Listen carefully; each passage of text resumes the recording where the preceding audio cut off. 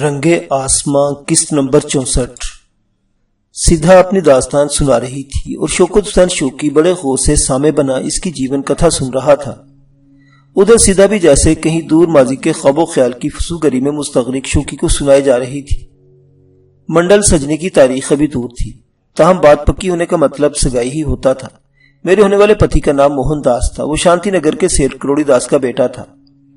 جب ولی محمد کو یہ پتہ چلا تو وہ بے چین ہو گیا۔ اس نے ایک دن مجھ سے ملاقات کی اور مجھ سے شکوے شکایت کرنے لگا، بے وفائی کا تانا بھی دینے لگا، لیکن میں خاموشی سے اس کی لان تان کو سنتی رہی اور مسکراتی رہی۔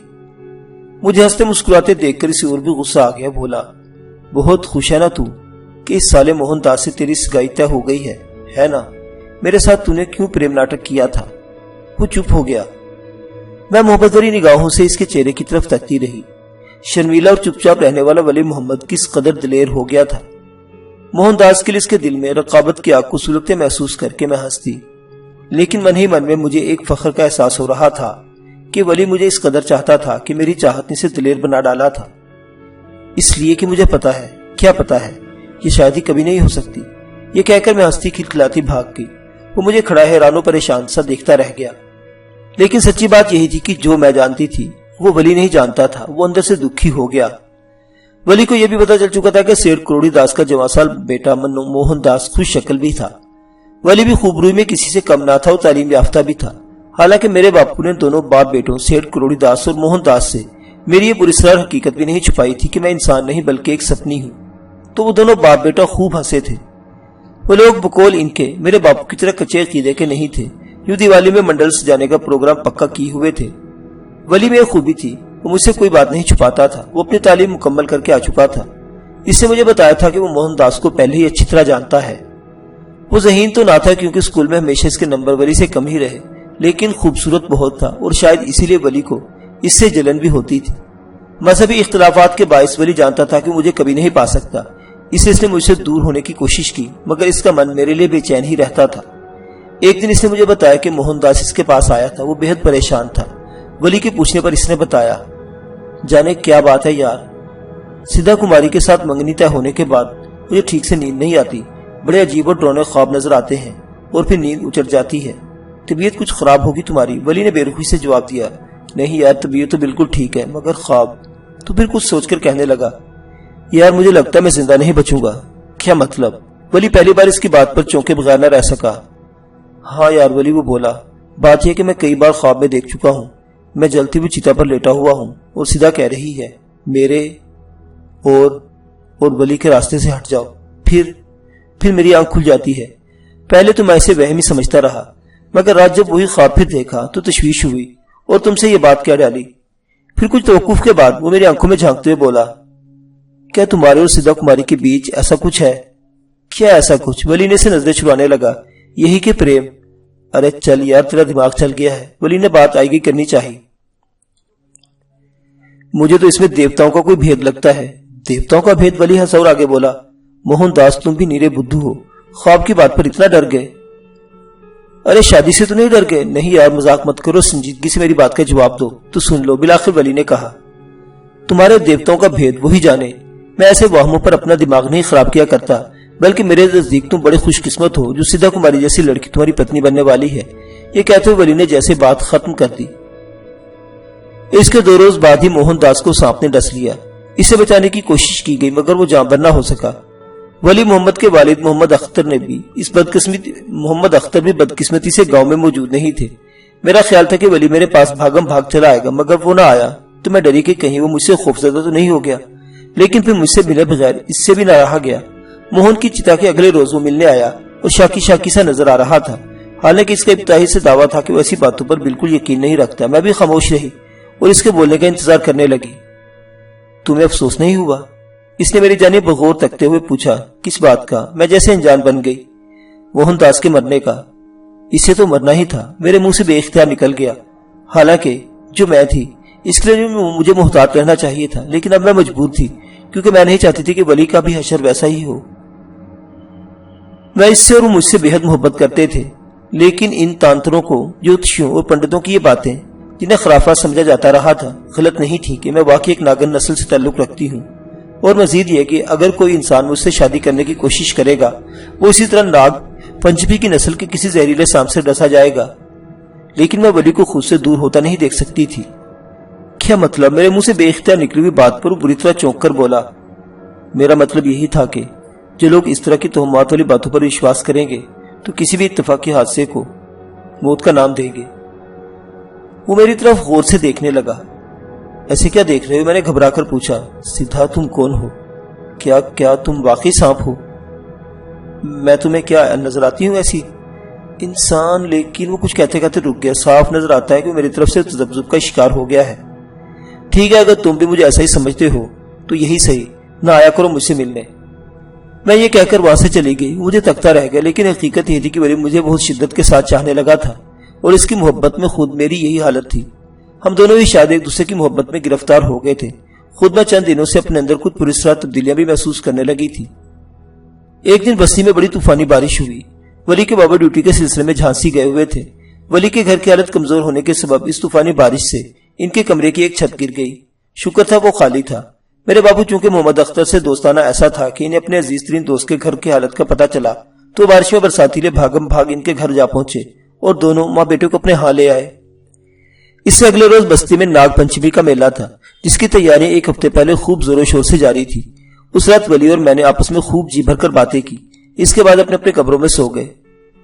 یہ اسی رات کا ذکر تھا۔ مجھے کچھ ہوش نہ رہا تھا کہ میرے ساتھ یہ کیا ہوا، مگر اگلے دن جب ولی نے مجھے بتایا تو خود میرے ابے اپنے بارے میں روکٹے کھڑے ہو گئے۔ اب تو اس میں کوئی شبہ ہی نہیں رہ گیا تھا کہ میری اصل حقیقت کیا تھی۔ میں بہت روئی بھی، دکھ بھی تھا اس بات کا کہ ولی اور میرے راستے جدا تھے۔ چاہنے کے باوجود ہم کبھی ایک دوسرے کے نہیں ہو سکتے تھے۔ ولی نے مجھے بتایا کہ اگلے روز جب وہ صبح سویرے جاگا تو میں اپنے کمرے سے غائب تھی۔ وہ میری تلاش میں گھر سے باہر نکل آیا۔ ناگ پنچمی کے سبب صبح ہی سے عطر بین کی آوازیں گونجنے لگی تھی اور گلی کوچوں میں جھولیاں اور سانپ کی پٹاریاں لٹکائے ہوئے گیروے کپڑوں والے سپیرے ہر طرف بھیک مانگتے پھر رہے تھے۔ ہندو مرد، عورتیں اور بچے گھروں کے سامنے انہیں رکوا کر بین سنتے اور اپنے ناگ دیوتا کے درشن کرتے اور انہیں دان دیتے۔ گھر گھر پکوان تلے جا رہے تھے اور خوشیاں منائی جا رہی تھی، مگر اسے یہ بات عجیب لگی کہ ہمارے گھر کے سامنے دروازے پر ہر سپیرا جھٹک جاتا اور کوشش اور ترغیب کے باوجود وہاں ٹھہرنے یا بین بجانے پر آمادہ نہ ہوا۔ ولی ہمارے گھر کے دروازے کی چوکھٹ پر بیٹھے بیٹھے گھبرا سا گیا۔ اندر سین میں ایک بستر پر میری اور ولی کی ماں بیٹھی سبزی ترکاری کاٹ رہی تھی۔ ولی سپہر کے بعد سیر کے لیے نکل گیا۔ شہر سے باہر بڑے تالاب کے کنارے ناگ پنچمی کا میلہ لگا ہوا تھا۔ رنگ برنگ کے کپڑے پہنے مردوں اور عورتوں کی ٹولیاں جگہ جگہ سپیروں کو گھیرے ہوئے تھی۔ دکانیں سجی ہوئی تھی، جھولے اور ہنڈوالے گھوم رہے تھے اور ہر جانب خوشی اور مسرت کا دور دورہ تھا۔ ایک جگہ بہت بڑا ہجوم دیکھ کر وہ بھی رک گیا۔ دریافت کرنے پر اسے معلوم ہوا کہ کوئی عجیب قسم کا بڑا سا ناگ ہے جسے لوگ تعجب سے دیکھ رہے ہیں۔ ولی بھیڑ کو چیرتا ہوا آگے بڑھا تو بوڑھے سپیرے کی اچانک ولی پر نگاہ پڑی۔ جلدی سے پٹاری بند کرنے لگا جس میں سے ایک بڑے پھن کا سیاہ ناگ جھانک رہا تھا۔ سانپ نے پٹاری کے اندر جانے کی وجہ سر اٹھایا اور چوڑا پن پھیلا کر لہرانے لگا۔ بوڑھے نے پٹاری کا ڈھکنا اس کے سر پر رکھ کر پوری طاقت سے دبایا، یہاں تک کہ اس نے اپنا سارا وزن اس رکھنے پر ڈال دیا۔ پھن کے ساتھ اس پر لدے ہوئے سپیرے کو جھولتا ہوا دیکھ کر لوگ خوفزدہ ہو گئے اور بھگدڑ مچ گئی۔ ناگ میں بلا کی طاقت تھی۔ آخر اس نے سپیرے کو خوفناک پھنکار ماری، وہ الگ ہوا اور گر پڑا۔ ناگ بفرا ہوا ولی کی جانب لپکا۔ وہ بھاگا مگر مڑ کر دیکھا تو سانپ اس کا بدستور تعاقب کر رہا تھا۔ اسی دوران میں کسی چیز سے ٹھوکر کھا کر وہ گر پڑا۔ سانپ اس کے بالکل قریب پہنچ چکا تھا، اسے ڈسنے ہی والا تھا کہ اس کی نظر ایک ٹانگے پر بیٹھے ہوئے شخص پر پڑی۔ وہ کوئی اور نہیں، میرا باپو سیٹ مرلی تھا۔ ان کے ہمراہ ولی کو میں بھی زرد رنگ کا گھونگھٹ نکالے بیٹھی تھی، یوں بھی جب میں باہر نکلتی صرف پردہ کیے رکھتی۔ ولی نے مجھے پکارا، سدھا۔ ولی کے مطابق اس نے چلتے ٹانگے سے مجھے کودتے دیکھا، لیکن جب میں نے اپنا گھونگھٹ سرکایا تو ولی کو اس کے بعد کچھ یاد نہیں رہا۔ وہ بتاتا ہے کہ اسے صرف اتنا یاد ہے کہ اس نے سانپ کو بھاگتے ہوئے دیکھا، جبکہ میرے حسن کی ایک جھلک دیکھنے کے لیے لوگوں کے ہجوم نے ٹانگے کو گھیر رکھا تھا۔ پھر مجھے ہوش آیا تو یہ دیکھا کہ سارے سپیرے مجھے گھیرے ہوئے اور جھوم جھوم کر بین بجا رہے ہیں اور خوشیاں منا رہے ہیں اور میں ناگن کی طرح لہرا لہرا کر رقص کر رہی ہوں۔ تعجب تھا کہ ولی نے بتایا، اس کی جانب کسی کا دھیان تک نہ گیا۔ ولی اپنی جگہ سے اٹھا اور میری طرف بڑھا۔ اتنے ہجوم میں سے میرا اس طرح رقص کرنا ناگوار گزر رہا تھا۔ اس نے مجھے آواز دی، میرا ہاتھ پکڑ کر جھنجھوڑا، مگر اس کے کہنے کے مطابق میں تو گویا اپنے ہوش میں ہی نہ تھی۔ جبکہ ولی کی میرے باپو مرلی لال اور چاچی یعنی میری ماتھا پر نگاہ پڑی تو وہ رو رہے تھے۔ ولی کو غصہ آ گیا اور اس نے مجھے گھسیٹ کر ٹانگے میں ڈال دیا۔ بوڑھے سپیرے کے اشارے پر سپیروں نے بین بند کر دی اور ٹانگا روانہ ہو گیا۔ گھر پہنچ کر مجھے بستر پر لٹا دیا گیا۔ اب میں بے ہوش تھی۔ ولی نے بتایا کہ میرے پتا نے روتے ولی سے معذرت کی بیٹا ہمیں معاف کرنا، صرف اسی لیے ہم تجھے روکنا نہیں چاہتے تھے۔ ناگ پنچمی کی شام سدھا اپنے پر اس طرح کا دورہ پڑتا ہے، اسے کچھ پتہ نہیں ہوتا کہ وہ کہاں ہے اور کیا کر رہی ہے، مگر وہ خود کو اپنے کمرے میں بند کر کے اس طرح ناچتی ہے اور نہ جانے کہاں سے بین کی آواز بھی آ رہی ہوتی ہے۔ ہم یہی بات اسے چھپانا چاہتے تھے، مگر آج بیچ چوراہے پر ہڈیاں پھوٹ گئی، نہ جانے کیوں اپنے کمرے سے نکل آئی، پھر تجھے ڈھونڈتی رہی، پھر ضد کر کے ہمیں میلے میں لے آئی۔ صاف دیتا تھا کہ وہ اپنے ہوش اور حواس میں نہیں ہے، پھر یہاں بھی اسے یہی دورہ پڑ گیا۔ مگر چاچا سیدھا نہ پہنچے تو صاحب مجھے ڈس ہی چکا ہوتا۔ ولی نے باپو کو بتایا۔ کیسا سانپ؟ انہوں نے حیرت سے پوچھا۔ شاید ہنگامے میں انہوں نے سانپ کو نہ دیکھا تھا۔ پھر میں نے تفصیل بتائی تو وہ حیران ہوئے۔ تو وہ احمد آباد سے یہاں بھی پہنچ گیا؟ چاچی یعنی میری ماتا کی زبان سے بے اختیار نکلا۔ کون پہنچ گیا؟ ولی نے کچھ نہ سمجھتے ہوئے میری ماتا سے پوچھا۔ کوئی نہیں، وہ تانگے والا ہے نا۔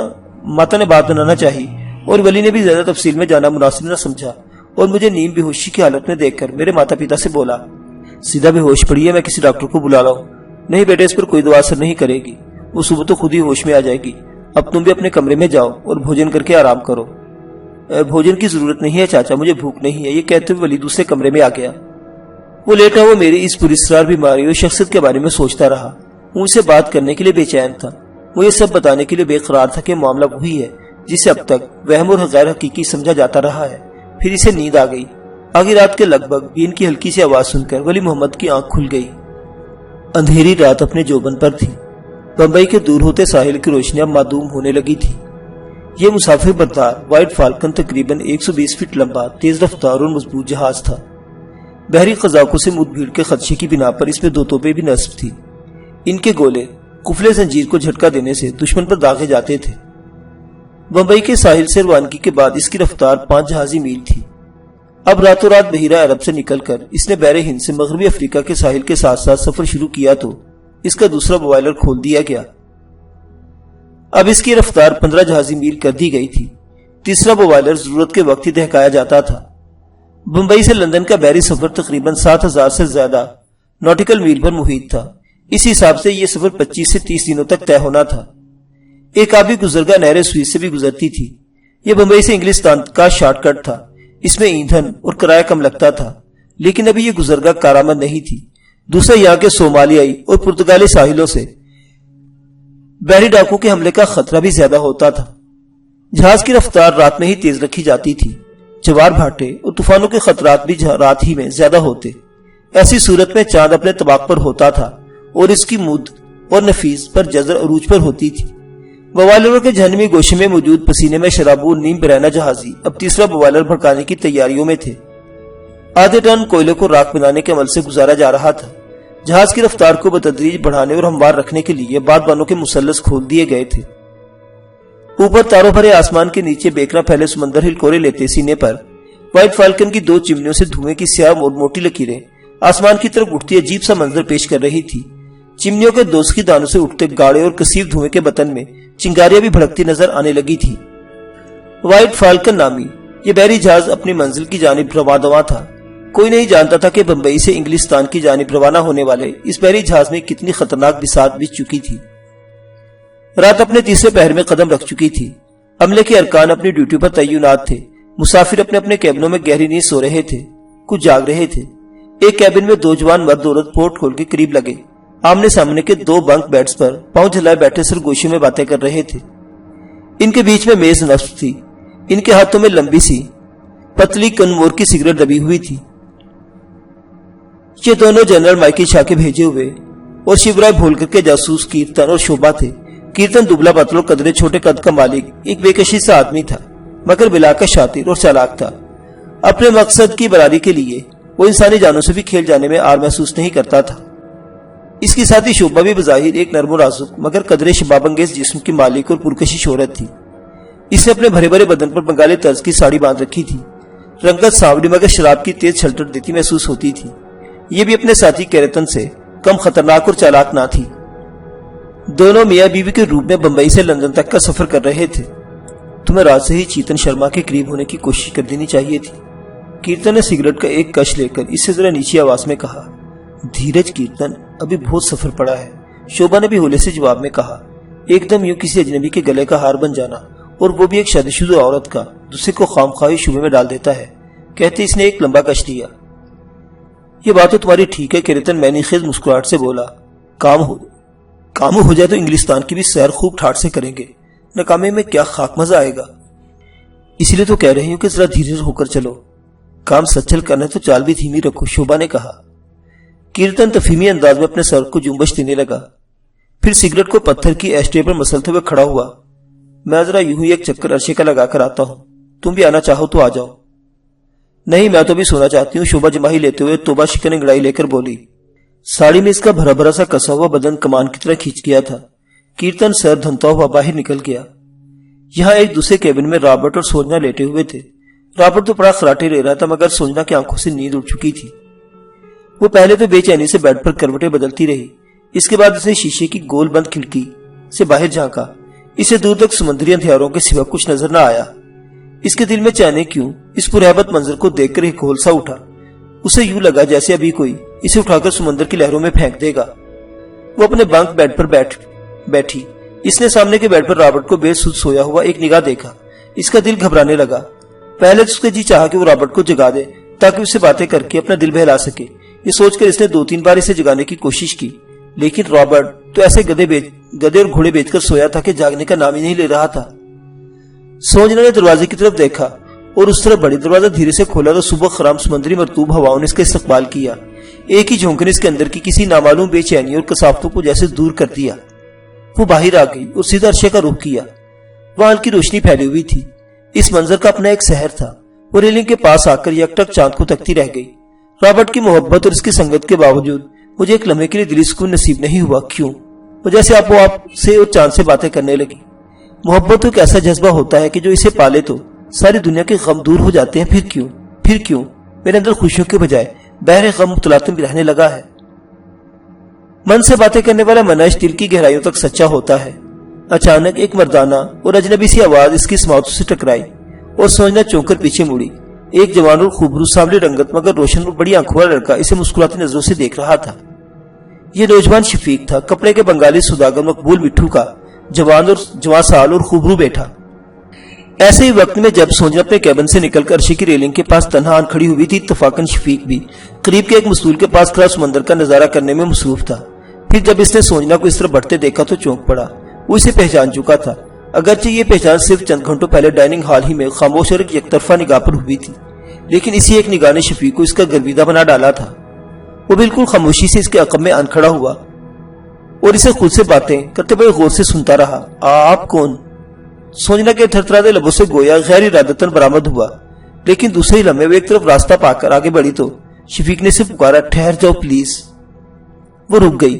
سمندری ہوائیں اس کے دراز اور بکھرے سے گیسوں کو لہرا رہی تھی۔ شفیق بولا، میں بھی آپ ہی کی طرح ایک مسافر ہوں، اکیلے پن سے گھبرا کر ادھر نکل آیا تو آپ کو خود سے باتیں کرتے ہوئے پا کر مبہوت سا ہو گیا۔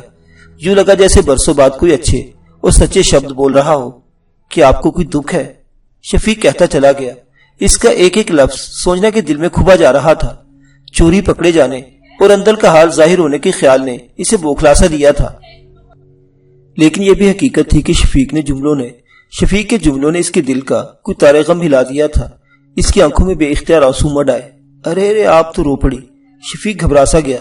پھر اس سے پہلے کہ مزید اس سے کچھ کہتا، سوچنا ہلکی سی سسکاری خارج کرتی ہوئے اپنے کیبن کی طرف تیز قدموں سے بڑھتی چلی گئی۔ اندھیری اور بھیدی بھری رات کے بعد وائٹ فالکن کی اگلی منزل بڑی دل فریب تھی۔ موسم خوشگوار تھا، آسمان نیلا اور صاف تھا۔ کہیں سفید بادلوں کے ٹکڑے راج ہنسوں کی طرح فضائے بسیط میں تیرتے ہوئے دکھائی دیتے تھے۔ دور جیسے سمندر کے آخری کنارے سے سورج کا اپنا نارنجی ارتھ دھیرے دھیرے اٹھ رہا تھا۔ کچھ مسافر جہاز کے عرشے پر موجود ریلنگ سے ٹکے حد نگاہ پھیلے سمندر کے نظارے سے لطف اندوز ہو رہے تھے اور کچھ ناشتے کے لیے ڈائننگ ہال میں جمع تھے۔ چیتن شرما صبح سویرے ہی ناشتہ کر کے دوبارہ اپنے کیبن میں آ بیٹھا تھا۔ اس کی مجبوری تھی کہ وہ دیگر مسافروں کے درمیان گھل مل نہیں سکتا تھا۔ جانتا تھا کہ اس کے کاندھوں پر کیسی حساس اور نازک ذمہ داری تھی۔ اس خط میں اس نے ایک لمحے کے لیے بھی خود سے جدا نہیں کیا تھا۔ حتیٰ کہ غسل کے لیے بھی جاتا تو وہ خط اس کی جیب میں ہوتا۔ نہا کر کپڑے بدلتا ہو پرانے کپڑوں سے وہ خط باتھ روم میں ہی نئے کپڑوں کی جیب میں منتقل ہو جاتا تھا۔ تنہائی میں اپنا دل بہلانے کے لیے وہ چند کتابیں ساتھ لے آیا تھا۔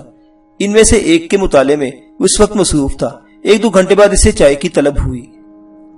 اس نے پہلے تو سوچا کہ عملے کے کسی اسٹیوارڈ وغیرہ سے چائے یا کافی کا ایک پیالہ منگوا لے، لیکن ایک ہی جگہ بیٹھے بیٹھے وہ خود بھی تھک اور اکتا سا گیا تھا۔ لہذا کتاب کو بک مارک لگا کر ایک طرف رکھا اور اپنے کیبن سے باہر آیا تو چمکیلی سی خوشگوار دھوپ میں جہاز سے چمکتا نظر آیا۔ اس نے ڈائننگ ہال کا رخ کیا۔ وہاں چند ہی لوگ لمبی لمبی بینچوں پر بیٹھے نظر آئے۔ ان کے درمیان میز نصب تھی۔ وہ بھی ایک ایسی ہی بینچ پر جا بیٹھا۔ چائے آئی تو وہ اس کے گھونٹ بھرنے لگا۔ اچانک اس کی سماعتوں سے کچھ آوازیں ٹکرائیں۔ ایک عورت اپنی ساتھی مرد سے شکایت کر رہی تھی، کیرتن تم نے مجھے بہت نراش کیا ہے، پتہ نہیں کیا سوچ کر میں تمہارے ساتھ چلی آئی۔ شوبھا کیا ہو گیا ہے تمہیں؟ یہ اچانک کیسی باتیں کر رہی ہو تم؟ یہ مرد کی آواز تھی۔ چیتن شرما نے چائے کا ایک گھونٹ بھرا اور ان کی طرف ذرا گردن موڑ کر دیکھا۔ وہ دونوں جوان مرد عورت تھے۔ اس مرد میں تو کوئی ایسی کشش نظر نہ آئی، البتہ عورت خاصی پرکشش اور سبک اندام بدن کی مالک تھی۔ تاہم اس نے نظریں پھیر لی۔ جلد ان دونوں کی بحث طول پکڑنے لگی اور وہ دونوں مردوں ایک دوسرے سے غصے اور تیش میں بکتے جھکتے اٹھ کھڑے ہوئے۔ چیتن جلدی جلدی چائے کی گھونٹ بھرنے لگا۔ وہ دونوں اسی کے قریب سے بکتے جھکتے گزرنے لگے تو نہ جانے مرد کو کیا ہوا، اسے عورت کے تھپڑ رسید کر دیا۔ عورت جس نے اپنے بھرے بھرے بدن پر خوب کس کر ساڑی باندھ رکھی تھی، تھپڑ لگتے ایک نازک اندام سے چیخ کے ساتھ چیتن شرما کے اوپر آ رہی۔ اس طرح کہ اس نے اپنا آپ بما حسن و شباب کے چیتن شرما کی گود پر وار دیا۔ چیتن شرما جوان نہ سہی مگر بہرحال اتنا بوڑھا بھی تو نہ تھا، لہذا چیتن شرما پہلے تو بری طرح بوکھلا گیا، پھر جوان خوبصورت اور ساڑی پوش عورت کے نرم و گداز لمس نے اسے بھی لمحہ بھر کو نہیں بلکہ کئی ثانیوں کے لیے خود سا بے خود سا کر دیا۔ یہ عورت نے بھی خود کو اس سے الگ کرنے اور سنبھلنے میں دانستہ کچھ تساہل سے کام لیا۔ یہی نہیں، اس کا مرد ساتھی بھی بغیر پیچھے دیکھے غصے میں لمبے لمبے ڈگ بھرتا ہوا دروازے سے باہر نکل گیا۔ اسے جیسے خبر ہی نہیں ہوئی کہ اس کی عورت اس کا تھپڑ لگنے سے کسی غیر مرد کی جھولی میں پکے ہوئے پھل کی طرح جا گری ہے۔ سوری متر جی۔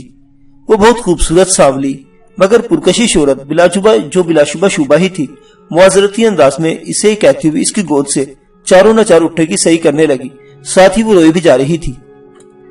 تھپڑ مارنے والا عورت کا ساتھی کیرتن تھا۔ دونوں نے ایک چال چلی تھی، ایک ڈرامے کی صورت میں۔ اب چیتن شرما پر شوبھا کی صورت میں جال پھینک دیا گیا تھا۔ کوئی بات نہیں، چیتن نے جلدی سے اور قدرے بدک کر کہا۔ ساتھ اس نے کنکھیوں سے اس کے ساتھی مرد کو غصے اور بے پرواہی کے عالم میں ڈائننگ ہال سے نکلتے دیکھا تو اس کی ہمت کچھ سوا ہوئی۔ شوبھا روتی سسکتی اس کے قریب ہی بیٹھ گئی۔ چیتن شرما نے جلدی سے اپنے حواسوں پر قابو پایا اور اس سے بولا، آپ پلیز روئیے مت، مجھے دکھ ہوا۔ عورت پر اس طرح ہاتھ اٹھانے والے پر مجھے بے حد غصہ آتا ہے، مگر میرا تو جیون ہی جہنم چلا ہے متر جی۔ شوبھا اپنی ساڑی کے پلو سے مگر مچ کے آنسو پوچھتے ہوئے بولی۔ چیتن کو اس کا متر جی کہنا نہایت بھلا لگا۔ وہ بولا، ایسا مت کہیے، آپ تو بہت خوبصورت ہیں، یہ آپ کا ساتھی ہے ہی برا، نہ شکل نہ عقل، پہلو میں ہولیے گھوم رہا ہے اور نرا جاہل ہے۔ کہتے ہوئے چیتن نے اسے اپنا رومال نکال کر تھما دیا، جسے شوبھا نے شکریہ کے ساتھ قبول کر لیا اور اسی سے اپنا چہرہ پوچھنے لگی۔ اس نے شوبھا کو پانی کا گلاس بھی بھر کر دیا۔ چیتن نے شوبھا کو چائے بھی پلائی اور اس کے حواس درست ہوئے تو شوبھا نے اس کا شکریہ ادا کیا اور مسکرا کر اٹھ کھڑی ہوئی۔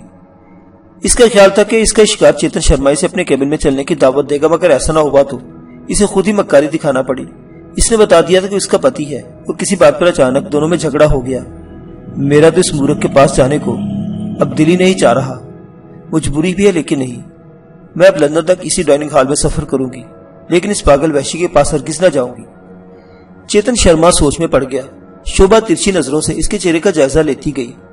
اس کی کالی آنکھوں میں مکاری کی چمک تھی۔ اس نے دانستہ ایک ہاتھ اپنے منہ پر رکھ کر ہولے ہولے سسکنا شروع کر دیا اور بالکل غیر محسوس طریقے سے اپنی کسی ہوئی ساڑی کا ایک باریک مہین پلو اپنے بھرے بھرے سبک شانوں سے ڈھلکا دیا۔ رونے کی اداکاری کے دوران شوبھا نے خود کو تھوڑا سا جھکا بھی دیا۔ نظارہ واضح ہوا تو چیتن شرما بھی چکرا سا گیا۔ وہ اپنے تئیں لاکھ ہوشیار سہی مگر ایک جوان اور بھرپور ناری کے اس روایتی ہتھیار کے سامنے ڈھیر ہونے لگا۔